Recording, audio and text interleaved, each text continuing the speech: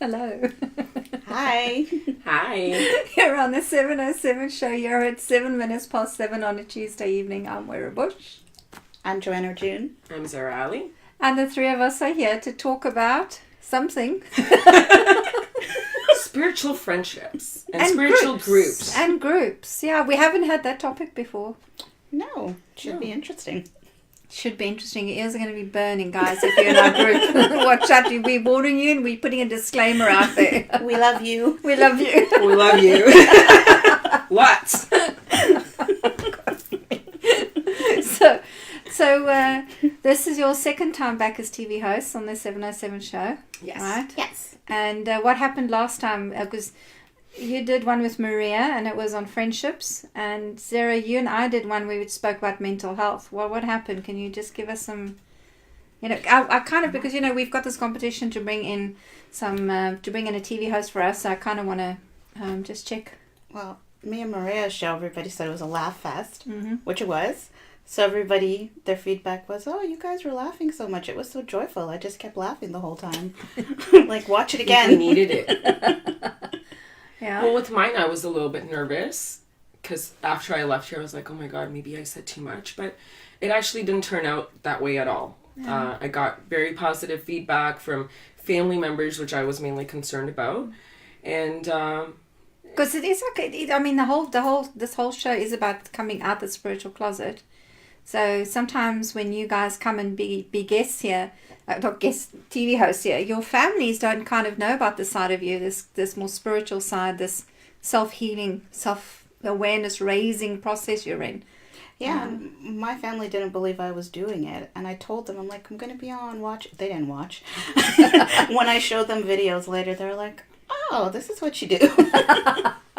And you're still alive. Yes. yeah, we Yes. needed it. Yes. Yeah, okay. I think Michael's having some issues getting the comments on. So if anybody says anything nice, just let us know, Michael, because we can't get you up on screen. So we'll leave it up to Michael to let us know what's happening here. Okay, right. So Michael can show you the slides later on, because we have a script with some slides that we want to talk about. And the first thing we want to talk about is the not lost, because last week was a snow day. We were snowed out. We didn't have a show, but the one before we had Shannon Fraser and Nadira Dowsing on the sofa, and we were just chatting as we do, just having a fat old spiritual conversation. And Shannon popped up and said that her cousin is working in the Philippines, and there's this impoverished school, and they don't have anything. And the next thing out of our mouths came, oh, we'll gather a couple of stuff, right? We'll bring some stuff together. And then very fortunate, Maria came in this last week and bought she just filled one huge, massive container. We did a little video on it. Yes, it was beautiful. And this evening, just before we went live, another one of our co-hosts, Regina Neal, popped in as well. And she left a couple of stuff. So I don't know if we have some of the stuff here. Show what's what. We've got duotangs, toothbrushes. What's a duotang? Just a little folder, booklet to put your papers in. Oh, Yeah, nice. so Oh, that's projects nice. and things Yeah, like for that. projects. Schoolwork. Yeah. Yeah. And toothbrushes. Oh my God, hang on. This is so Such an important. The teacher in the Philippines said to us, this is so important because the kids are sharing a toothbrush. That's how impoverished they are. Yeah. So We've got some toothpaste to go with that. toothpaste to go with it. That's brilliant. I love all the colors. Regina, darling, thank you so much for doing that. What have you got there? Got some The lined paper. paper and rulers and pencil crayons. I'm actually collecting some boxes while I have going, and probably bring it by the end of the month. Would that work? Yeah, we've got about another 2 weeks, I think, before Okay, Shannon's cousin's perfect. here Yeah, that's to perfect. organise it to be shipped out. And you're collecting cash as well? Yes, I'm collecting cash and donation supplies. People are giving me money to buy items, and I'm saving some of the cash so that we can put towards the printer, That's right, the yeah. label makers, the copiers, and things that they said that they needed. Yeah, Deborah, who's going to be in our show later in the year, she's also sent some money from the US. Beautiful. Because they need ink. The ink and the papers is the thing, isn't it? Yeah. So I've got a collection box going, and we've got some boxes started up. Got some boxes started up. if anyone out there wants to add to it, by all means, let me know. Let's see if I get the name right. The little village that they live in is called Tigman, and it's about 350 families, and it's on an island called Palawan. and where they are, they're very further down south, very remote part of Palawan. And they've got 3 kindergartens and 1 elementary school, but they've got absolutely no equipment, So there is this volunteer drive that these young kids, young men and young women go out and they help out. And that's how Shannon's cousin ended up there. And she said, come on, guys, she wants to go back, I think, on the 28th of March with a bunch of supplies. So we really ask all our 707 viewers, family and friends, please donate. You can bring stuff here to us at the 707 studio in Oakville. You can just send myself or Michael a text, a message, a comment, and just bring some stuff around. Let's make it a nice drive. That's perfect. It'd be lovely to then find out what happens, and get Shannon's cousin to send us some photos and follow up. It'd be brilliant. Okay, here we go. Oh, we've got Shannon, thank you, Deborah. She sent money. Yes, she did send money. That's fabulous. Maggie Habida. Maggie, we've just been gossiping about you. What's so fabulous is Zehra is the young lady who won your prize on the Magenta show to have a photo shoot with you. And we were just talking about it, what a fabulous artist you are, just amazing. And Janelle, I think it's a friend of yours. Yes. Hi, Janelle. Yeah. Oh, fabulous. Thank you so much. And thank you for all these donations. We really, really deeply appreciate them. Ah. Hi, Carolyn. Yeah. Okay, so we'll talk. We'll again towards the end of the show. We'll remind people again about the drive. We've got the stuff on display here. So our topic for this evening is something we kind of co-created between the 3 of us. Yes. Spiritual groups. What's it like learning and participating, or even holding and creating spiritual groups? So I know this is a topic that kind of surprised the hell out of all 3 of us. It's when you're on a spiritual journey and you're awakening and you're learning, and one of the things you sometimes feel is like you're isolated. There's no one like you out there. You feel like, am I going mad? Am I do other people even think like I do? And then when they find a spiritual group or a group that meets and talks about the weird stuff that happens to them, then they suddenly feel like they've met a soul family, like they're together. So I just want to just share with the audience, what's it like for you guys, being in our group members, what's it like being in a group, a spiritual group? Well, there's pros and cons, like everything. Initially, the first group that I was part of, we were started off as a smaller group and very tight-knit, and everybody was in love with each other, and then you get other group members coming on, and it adds different dynamics to it. Sometimes there might be different personalities. There might be people that start off thinking that this is something for them, but may not end up being something that they want to do. So there's always that back drama that happens as well with people gossiping within groups, and sometimes it can make it easier for you to kind of fall off when you have someone else that maybe is feeling the same way and encourages you, saying, no, this is not something. Just have someone to reaffirm that for you. So in that case, it could be a bad thing. But on the other side, you can have someone that you can be accountable to, someone who's going to give you that push and that reminder of the principles that you'd learned. And in those circumstances, it's amazing. Like, for instance, myself and Joanne, we tend to push each other when we feel we're not doing what we had said we were going to do. Yeah. Showing up for meetings. Yeah, I find for myself, I love being a part of the group that we have co-created.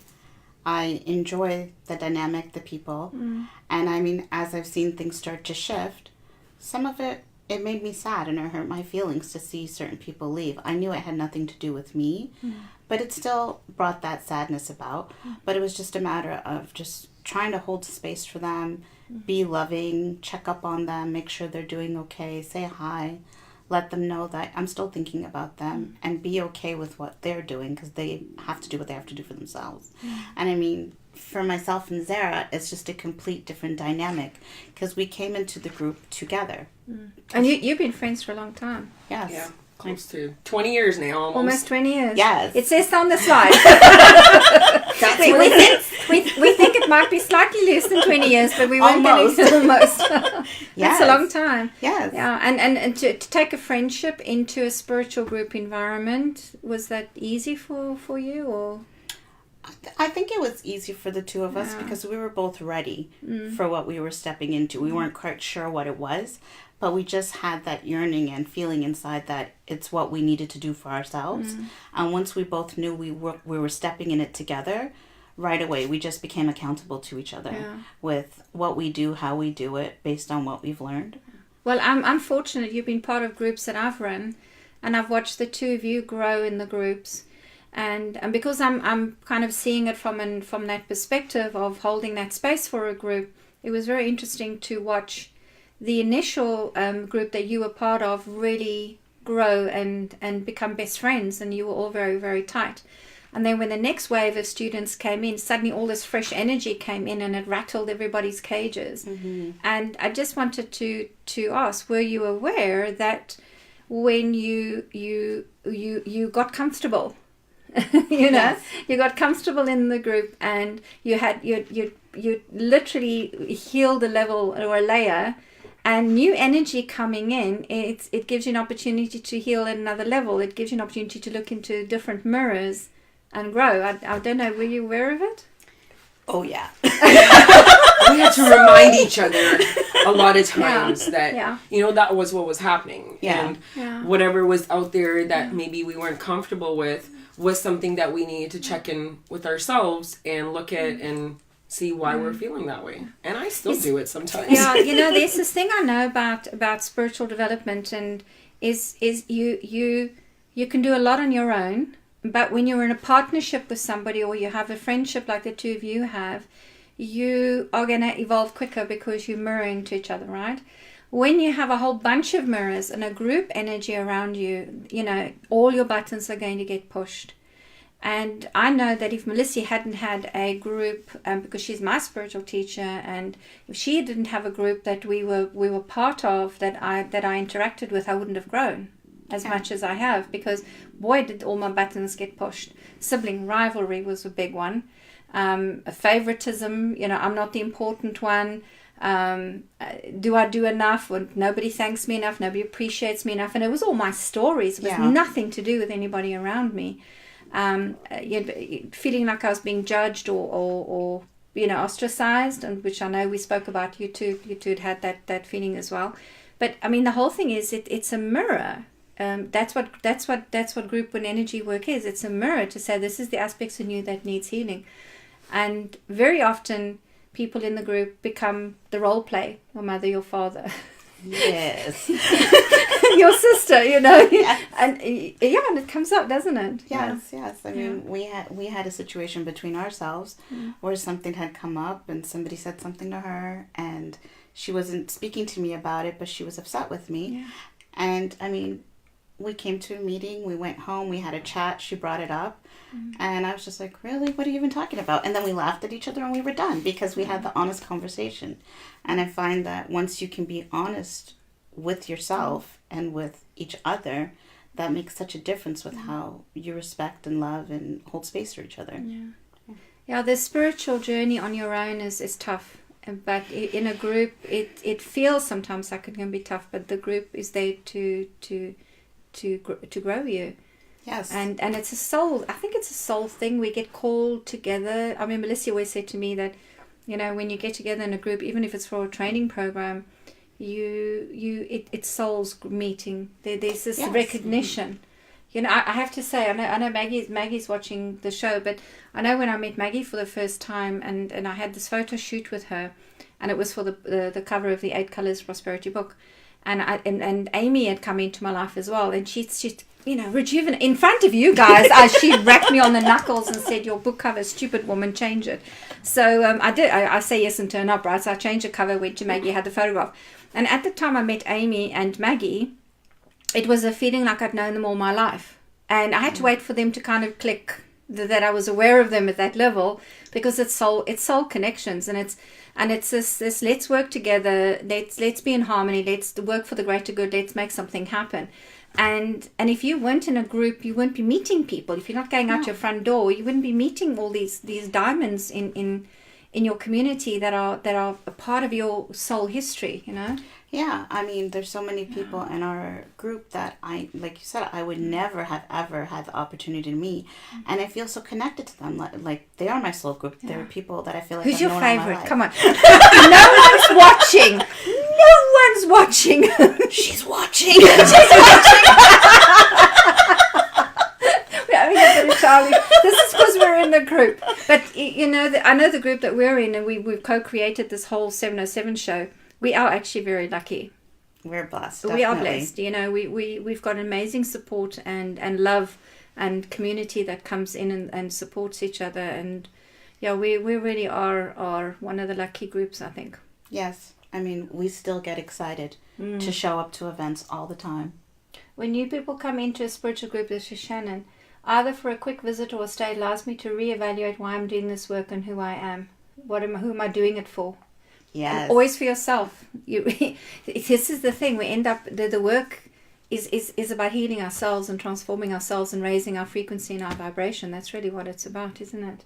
Janelle thinks it's very funny.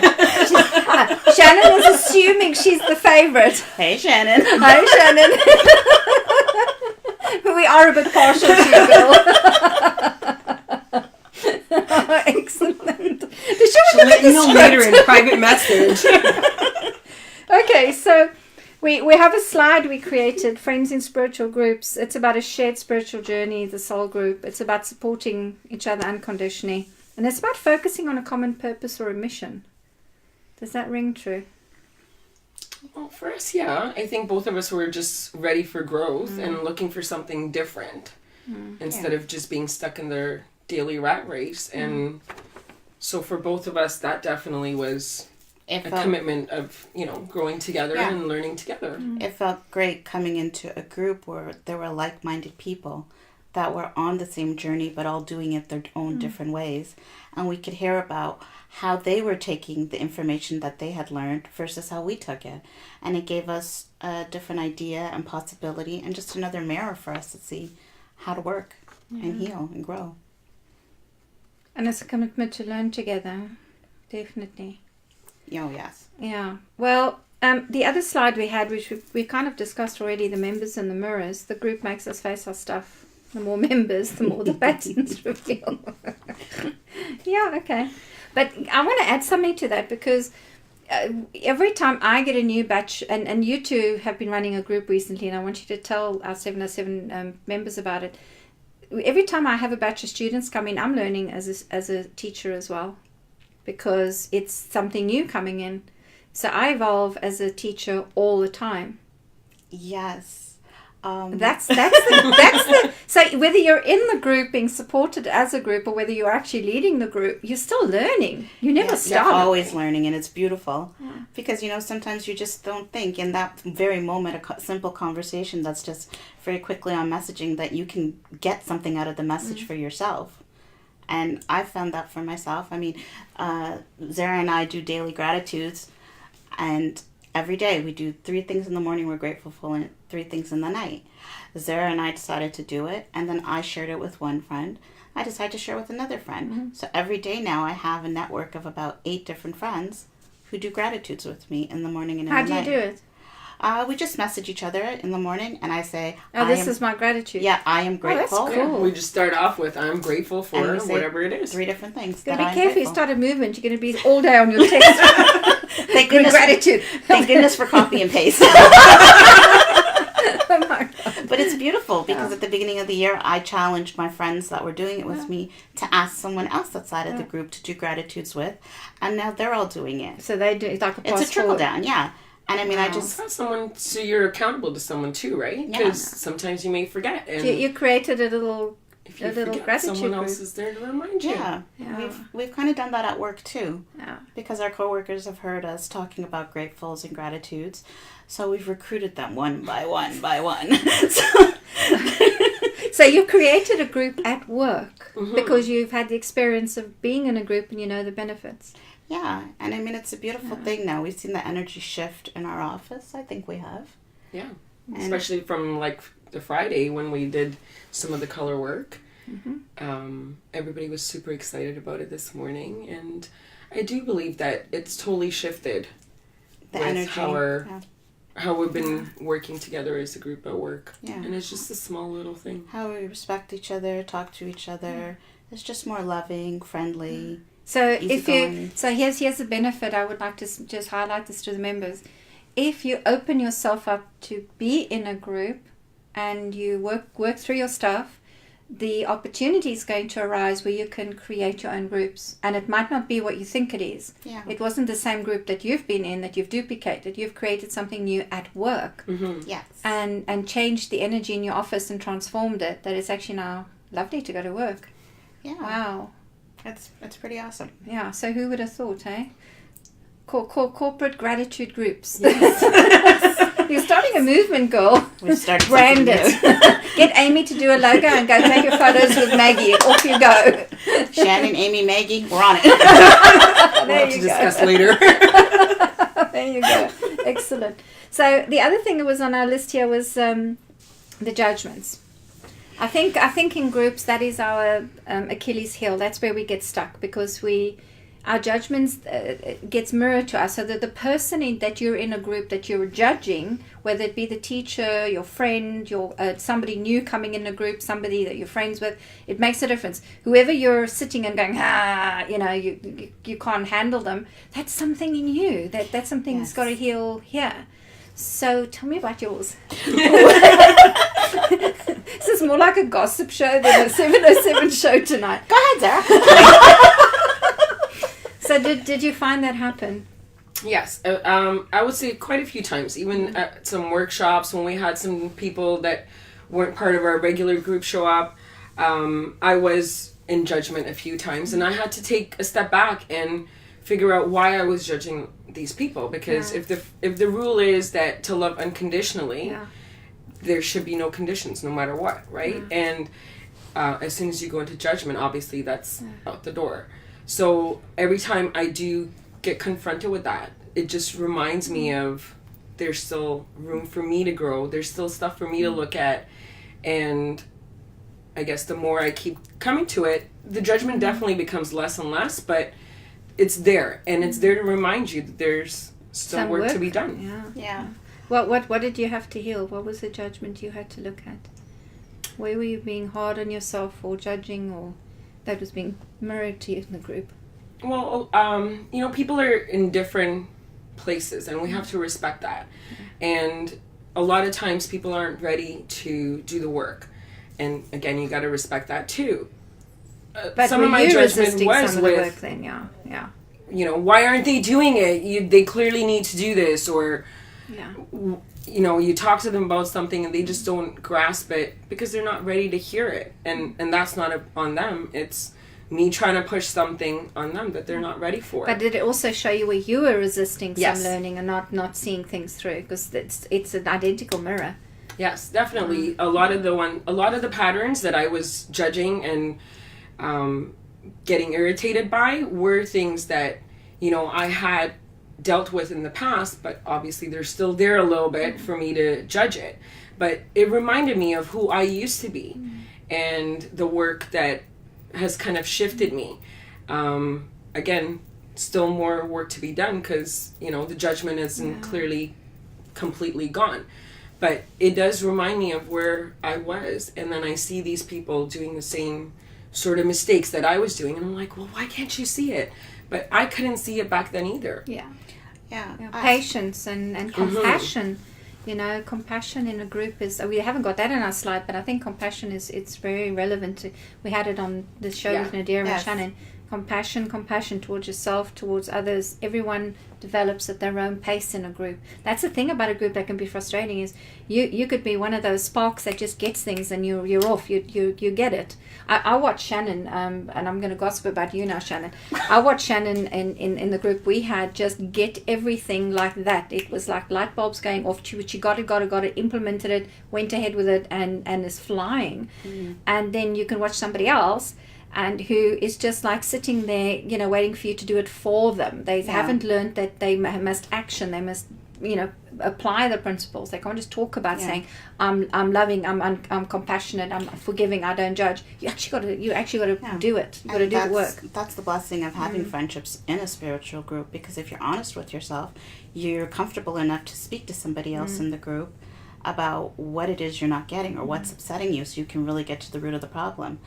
That's the blessing that we have with each other, because if I see her saying something that she's not getting, or somebody's annoying her, or upsetting her, or triggering her, I can say, you're judging. What is it that's bothering you about what they're saying? And she does it for me too. So it's nice to have that accountability that we do with each other, because it just, not even in the spiritual group, but in even our outside relationships, all of them, not just friendships, it helps us really take stock in what the real issue is for ourselves. And I have to say that was the case for me as well. I'll never forget somebody in the Color Mirrors group.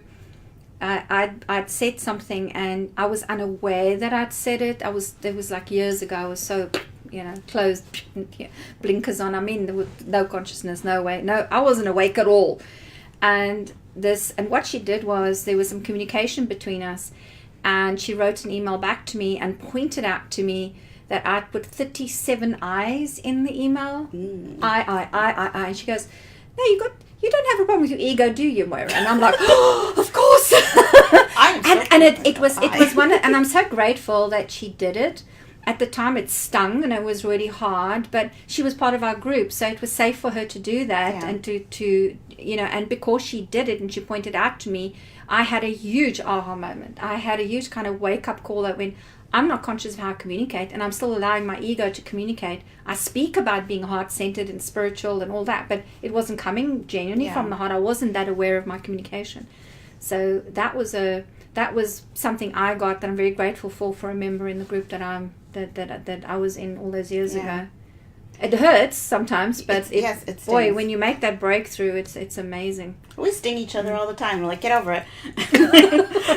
We do that all the time. No, we're lucky enough that we've been friends for that long, that really we know that when we're saying anything to each other, that it's because we care about each other and because we want the best for the other person.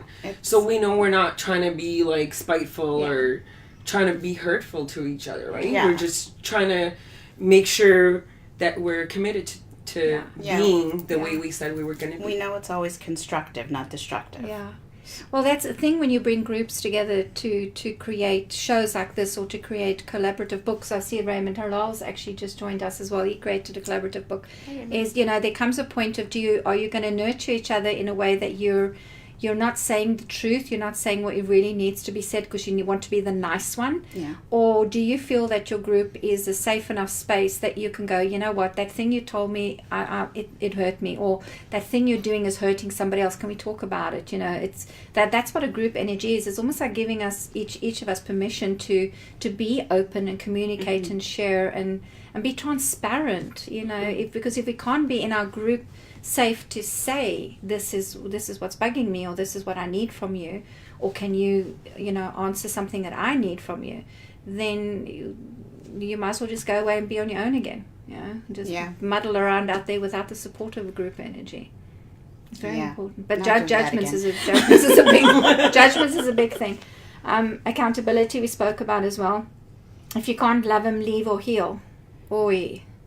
That's a bit of a sting, that one, isn't it? Truth hurts. They're brutal tonight, these two. You really are a dragon. I'm the brutal. I'm the brutal one out of the two. She's a dragon. She got the proper title then.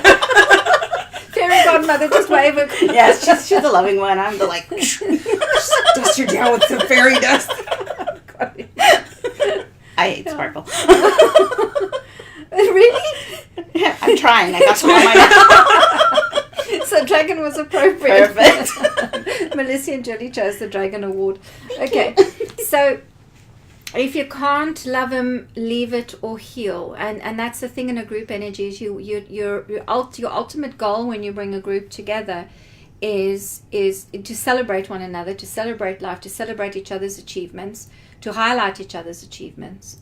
But ultimately, the journey with anything we do in life is love. It's to can we love ourselves?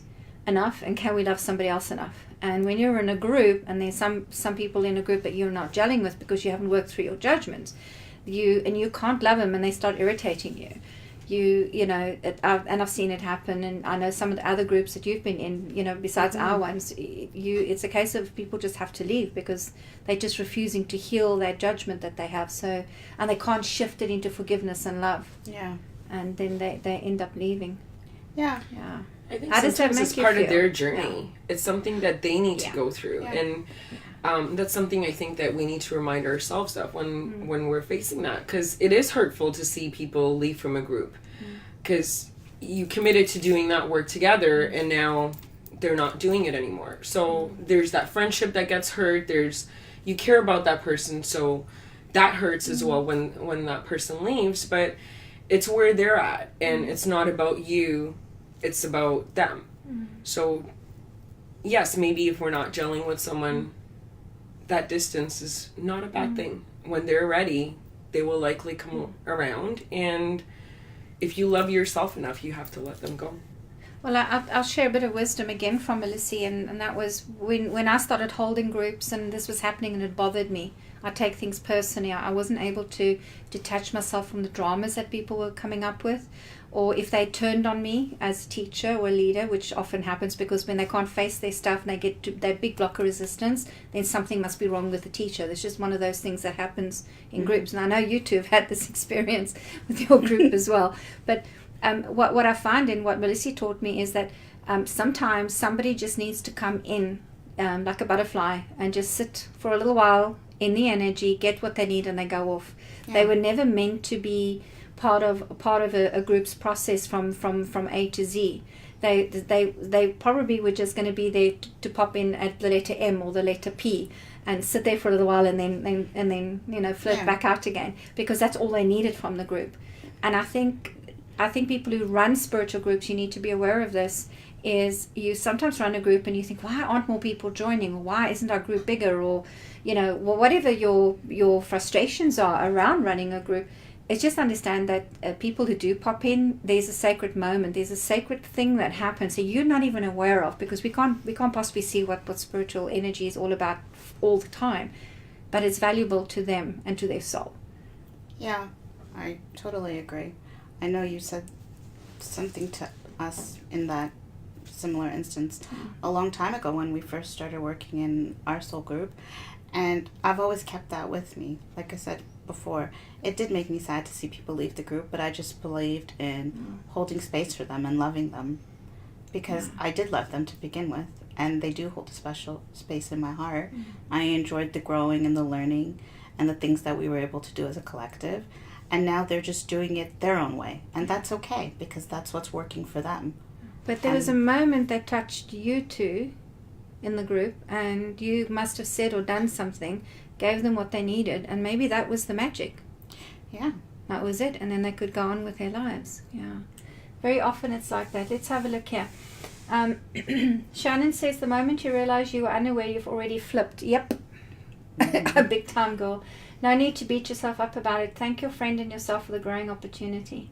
Yes. Shannon also says, people come into our lives for a reason, a season, or a lifetime. Each has a role and a purpose in all the facets of our lives. Yeah. That's about it, isn't it? Reason, season, or lifetime. Mm-hmm.